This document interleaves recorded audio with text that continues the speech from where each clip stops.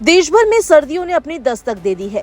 मौसम विभाग ने चेतावनी जारी की है कि अगले कुछ दिनों तक कई राज्यों में ठंड की तीव्रता बढ़ेगी और शीतलहर चल सकती है। इसके साथ ही दक्षिण भारत में बारिश की संभावना भी बढ़ गई है। दिल्ली एनसीआर में भी वायु गुणवत्ता लगातार गंभीर स्तर पर बनी हुई है। भारतीय मौसम विज्ञान विभाग ने 15 नवंबर तक पश्चिमी मध्य प्रदेश, छत्तीसगढ़ और राजस्थान में शीतलहर का अलर्ट जारी किया है। इन राज्यों में रात का तापमान लगातार सामान्य से नीचे रहेगा।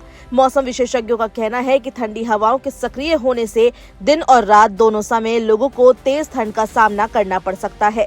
मध्य प्रदेश, विदर्भ और झारखंड के कुछ हिस्सों में भी ठंड की लहर चलने की संभावना है। उत्तर भारत के पहाड़ी राज्यों में बर्फबारी का असर भी महसूस होगा।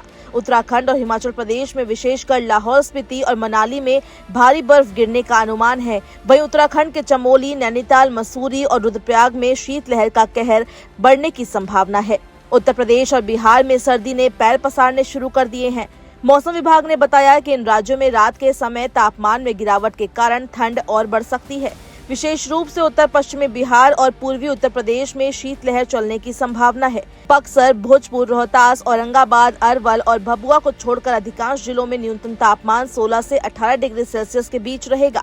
मौसम विशेषज्ञों के अनुसार पश्चिमी मध्य प्रदेश में अगले 5 दिनों तक मौसम शुष्क रहेगा।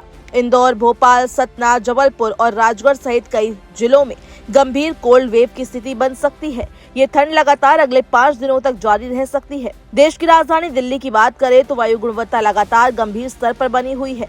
केंद्रीय प्रदूषण नियंत्रण बोर्ड यानी सीपीसीबी के अनुसार बुधवार को दिल्ली का AQI 418 दर्ज किया गया, जो गंभीर श्रेणी में आता है। एनसीआर के अन्य शहरों में भी हवा में प्रदूषण की स्थिति गंभीर रही। देश भर में सर्वाधिक प्रदूषित शहर भी दिल्ली ही रहा। इसके बाद नोएडा AQI 408 और रोहतास AQI 406 दूसरे और तीसरे स्थान पर रहे। तमिलनाडु, केरल और पुडुचेरी में अगले 2 दिनों तक कई स्थानों पर भारी से बहुत भारी बारिश होने की संभावना है। केरल, तमिलनाडु और अंडमान निकोबार द्वीप समूह में हल्की से मध्यम बारिश की संभावना बनी हुई है। आंतरिक और उत्तरी तमिलनाडु, दक्षिणी केरल और लक्षद्वीप में कहीं कहीं हल्की वर्षा हो सकती है। शीतलहर और ठंड के साथ कोहरा भी बढ़ सकता है।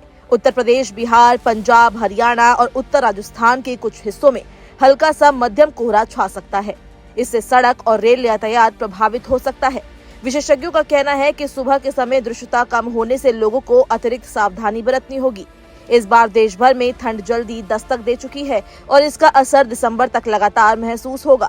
उत्तर और मध्य भारत में शीतलहर के साथ साथ पहाड़ी इलाकों में बर्फबारी, दक्षिण भारत में भारी बारिश और दिल्ली एनसीआर में गंभीर प्रदूषण लोगों की दिनचर्या और स्वास्थ्य दोनों पर असर डाल रहे हैं। मौसम विभाग ने लोगों से सतर्क रहने और आवश्यक सावधानियों का पालन करने की सलाह दी है।